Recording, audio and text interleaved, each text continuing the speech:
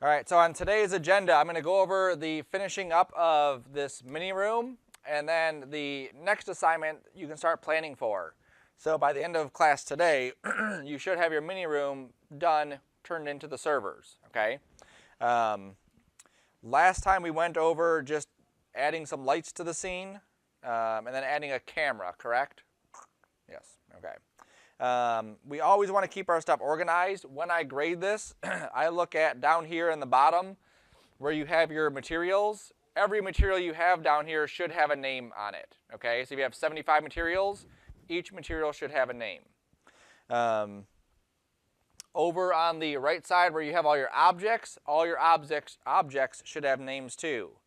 If you have anything that doesn't serve a purpose, like I have these two subdivision surfaces that are just not doing anything, I can just hit the delete key and get rid of them. I have a connect here that actually highlights something. I would actually want to call it what it is. Arms for couch or whatever. If you have items that could be grouped together, grab the items and then Alt-G to group them and then give it a name, light group. Okay? So one of the things I'm going to check for is that your labeling down here is good, your labeling and organization there is good. It doesn't have to match my way, it just has to be done some way, okay? Everyone's going to organize their stuff differently, wonderful. Also your layers, you should have all your stuff on layers. And again, I'm not concerned with how you organize it, but it should be organized in a way that makes sense. So if someone were to come to your file like me, and start going through layers and turning things on and off, I should be able to see exactly what's going to make sense. So for like the beds would obviously be on the furniture layer, so I would go to my beds, and I would drag my furniture to the beds. Okay, and if I turn off the eyeball, you'll see that the beds actually don't disappear. This is one of the annoying things about Cinema is that it does that. So what I have to do is open up each one of these and drag this down, and then it goes away. Okay, so I have to open up each one of these and assign that layer to each one of those items, because otherwise they're not on a layer.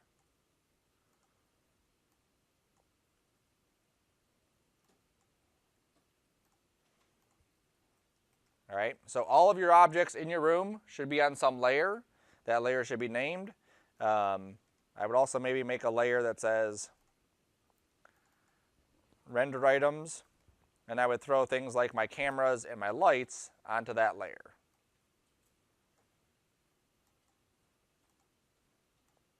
There are times when you may want to turn off your lights, turn off your cameras, whatever. So you want to be able to obviously have that ability. So by the time you're done, everything's on a layer, everything's named, layers are named, objects are named. We have a camera in here, and the camera does this type of motion. Sweeps across. Gorgeous. Remember, nothing fancy. Let me turn my stuff back on so I can see it. There it is. And now I'm going to go to my render settings and make sure that this is all set up. So our output for everything that we render in this class is going to be very much the same. Okay, our next assignment is a still image, or several still images, so we'll be doing just stills for that. So that'll be different, but for the movies, it'll all be the same.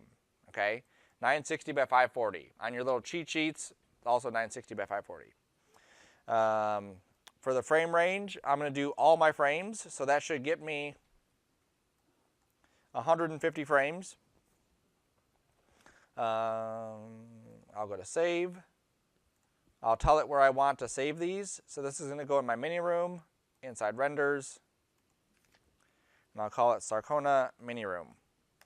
Label everything with your name. If you put it in the wrong folder or you misplace a folder, you're not sure where you put it, you can at least search for your last name and find out where it's going to come up. Okay.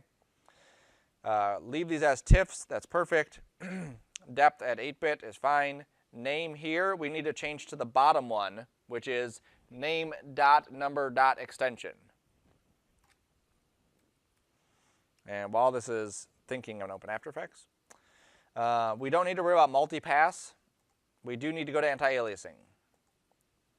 I'm going to change the anti-aliasing from geometry to best.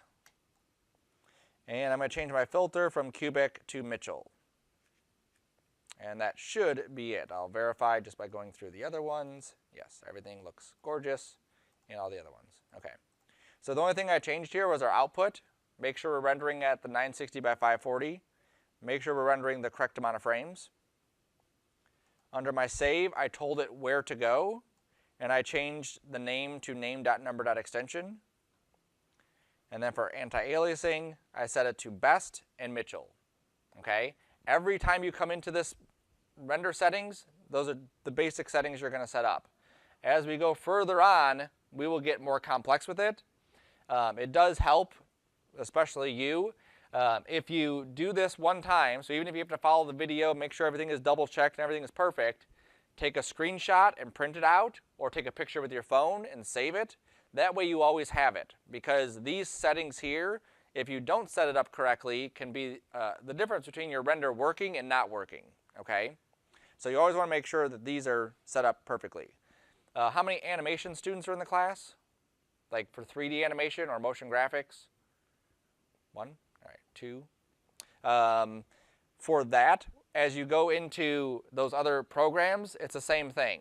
These settings will carry over into those other programs too, all right? Cool, so I'm going to close that. I'll show 2 ways that you can render your stuff out. One way, I make sure that I'm in my camera by making sure that that little white box is checked, and then I hit Shift-R.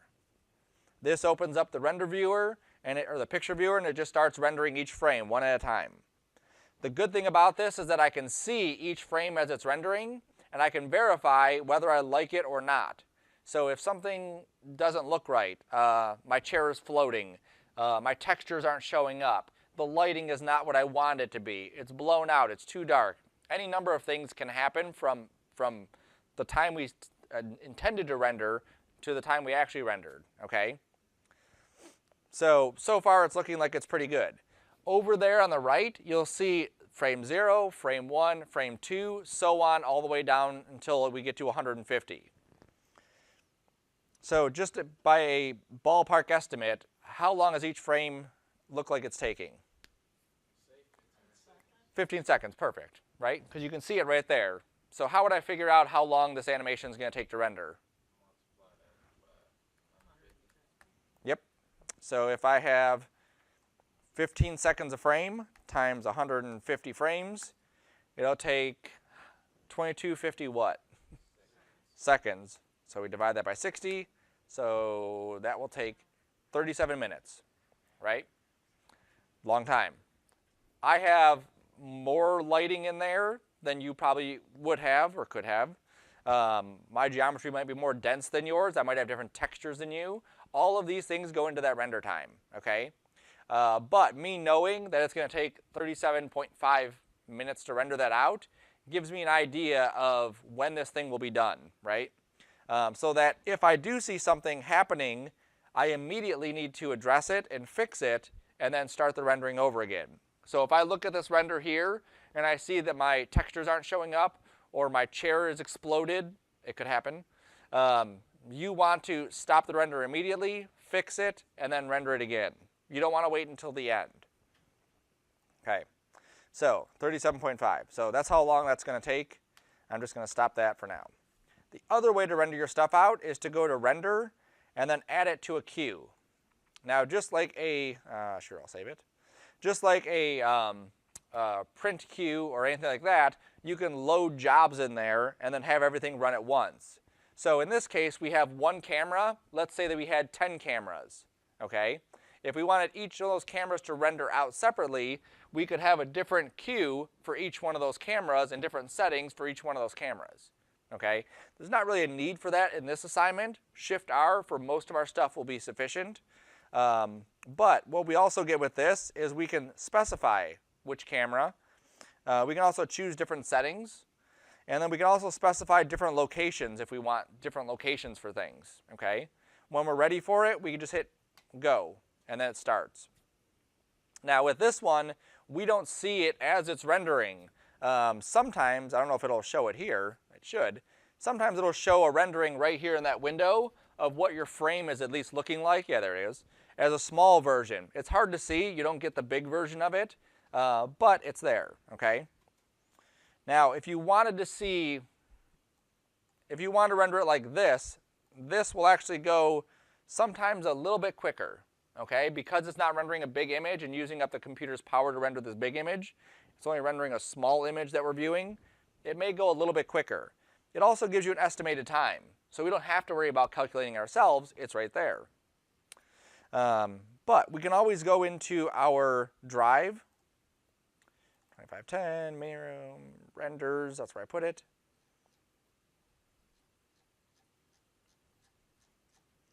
That's other renderings.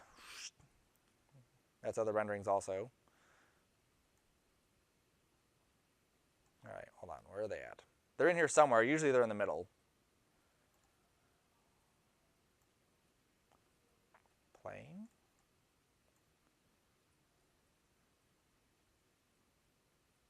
There it is. Just didn't show up. Okay. So here's my Miniroom one. So I could just double click this. It'll open up in a program called DJV, and then I can see the animation playing. Now this does eat up computer resources, which will slow my render time, so I don't want to do that. If I'm watching YouTube while it's rendering, that will eat up computer time and slow my render, so I don't want to do that. But I can see the camera's moving. I see my frames, they look good. So I can close it, go for a walk, come back in 20 minutes, see if it's still working, see how it's going, leave, and then come back again, whatever, okay? These numbers are estimates. It's doing exactly what we did in the other one. It looks at what that frame render time is, how many frames you have, multiplies it together, figures out that number, okay? The reason I'm saying it's an estimate is because as we get into our animation, if we had an area that didn't have as much detail, that area would probably take less time to render, okay? So even though this is 17 seconds a frame for that last frame, we might get to a spot where it's 4 seconds a frame because there's nothing in it or very little happening in it, okay? So just be aware that it is an estimate.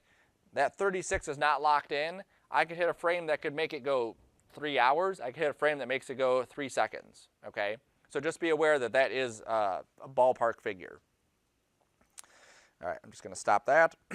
Once you get all of your stuff done, rendered out, you'll jump into After Effects, okay? Remember, I said last time when we did the playing around one, you could do it 2 ways. One is go into After Effects, make it a comp, shoot it out, or you can just go into Media Encoder. I will show both ways. So in After Effects, you just double click in this area. You grab one of your first images. You hit Import.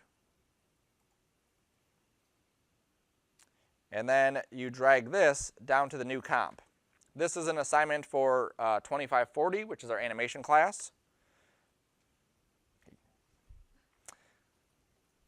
It works the same exact way. Whether we're rendering something for this class or animation class or modeling class, anytime we have an animation that we need to put into a movie, After Effects / Media Encoder is where we're going to be ending up. So this is our Game of Thrones house. So all they're doing here is animating this. I give them the pre-built thing, and they just put it together. And all the stuff kind of gets formed. Glorious. Okay. Now this is where After Effects is awesome. Yep. I can go in here if I wanted to, and I could drop in a background. So for our room, there's no need to, but just so you can see why you would do this. So I dropped in a solid. You can see the solid goes right behind it. I could also put on here a gradient. Make this a radial gradient. Make my starting point here. Make my ending point there. And then change some of my colors.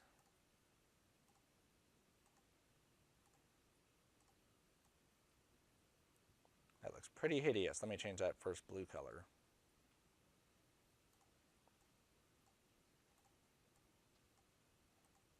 And that color. And swap. That's better. And make this darker though. There we go. Good enough. Okay, so that would be the point of going to After Effects. You can do other stuff to it. I could also take my house. Let's say I want to change the color of the entire thing.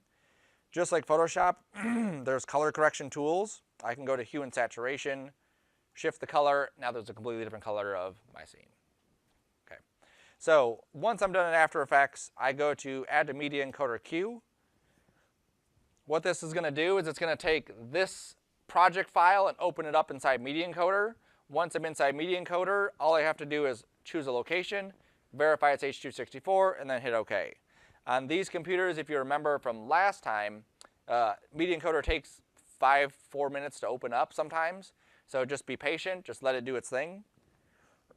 Over here, if I'm bringing this in from After Effects, it'll populate my project right in here. Again, it might take a second or two for that to happen. There's my test house, H.264, check. Where is it going to go? P drive, 2510, mini room, final, Sarcona, mini room. And then I just hit go. And then this will take another 2 to 3 seconds for this to connect, and then it'll be done 20 seconds. This part does not take long. Okay, the long part is right there when we render it from Cinema.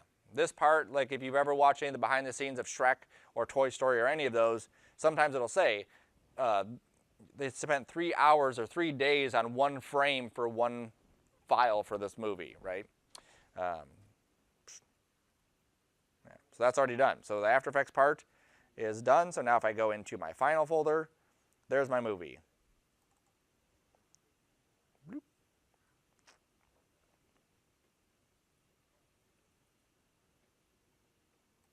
Glorious. Now, if we didn't go into After Effects, I just want to do this inside Render Queue or Media Encoder. I just open up Media Encoder. I go plus sign.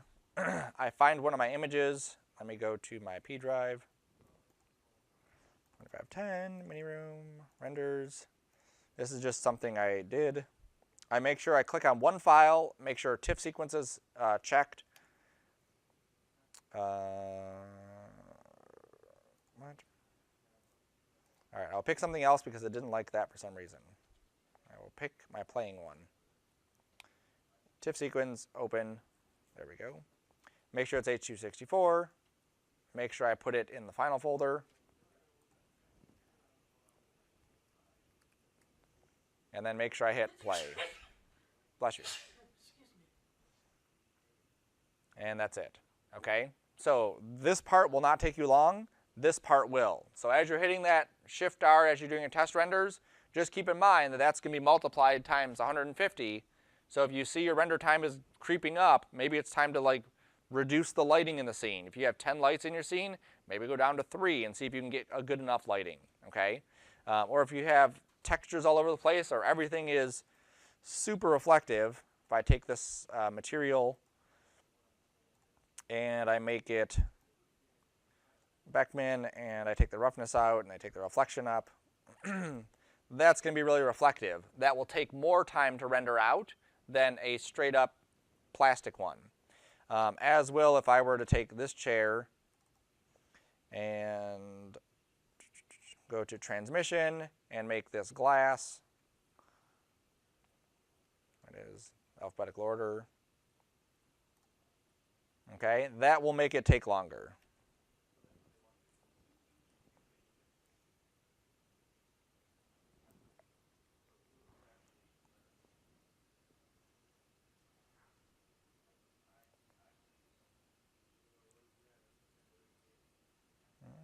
Not terribly. It looked like it was about 16 seconds for that. So not too bad, but multiply it times all the stuff in the room and you get your idea. Sweet. Okay. All right, so questions on finishing this assignment up as far as the rendering part? No. Okay. So once you're done rendering it, you should have, let me close these things. You should have your folder. Inside your folder, you have your final, which has one movie in it. That one movie should be your mini room. If you have 50 movies because you rendered it out 50 times, delete all the ones I don't need. I only need one movie. I probably don't have anything in reference. You might. I don't need anything from there. All the stuff in your renders folder, I don't need that either. Okay, these are going to be all your images that you rendered out. I have your movie, so I don't need your images. So you can delete all those images. Inside your scene, you may have several scenes. Just give me the latest one. So anything that is not the latest one, you can just trash. So here's my backup, some other stuff. I can just delete those. Under textures, if you have any textures, leave the textures in there, okay? So the folders that should have stuff in them are these three: final, scenes, and textures. Your final has one movie, your scenes have just your last scene, and your textures have any textures you would have used inside your scene. Okay? So once you've emptied all this stuff out, you'll copy your folder, you'll go to your Z drive. That's not your Z drive, this one is. You'll go to your 2510, Monday, Wednesday, turn in Miniroom, and you'll paste it right there. This is how I will know if you didn't follow all those steps. Do you see how long this is taking to copy? This is like a ridiculous amount of time for this project. Because I didn't delete all my stuff because I don't want to delete them yet. It's taking way too long, and it's like 2 gigs. I've had students turn in one movie file that was like 4 gigs, and that's like way too big for a movie file. Okay? So once you're done with your file, you'll drop your folder into here. You'll take your submission form, make sure it's all filled out, and you'll put it on this stack. That way I know that your stuff has been turned in and it's ready to be graded. Questions on that? You said put it in the file and send it to you? Just through the Z drive on these computers. Okay, on the Z drive on these computers, there's a network share called R127, and that is where I grab all my stuff. Okay? Every assignment we do is going to be turned in the same way. You package your stuff, drop it in there, turn in your submission form. Okay? Cool? Yes, ma'am.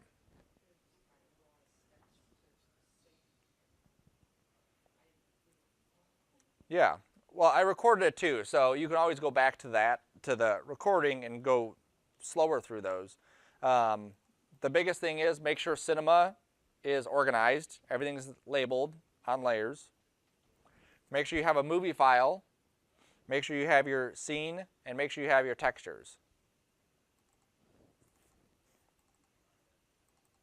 And then that's what you'll turn into the server.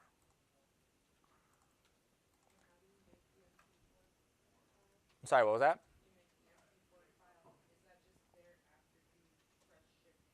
After you hit Shift R, you'll get a whole sequence of frames, just like we did when we were doing the playing around one. And that's what you'll take into After Effects. And then I'm going to leave my folder up here just so you can see this is an example of what you should be turning in. There's the Miniroom, there's the scene, and there's the textures.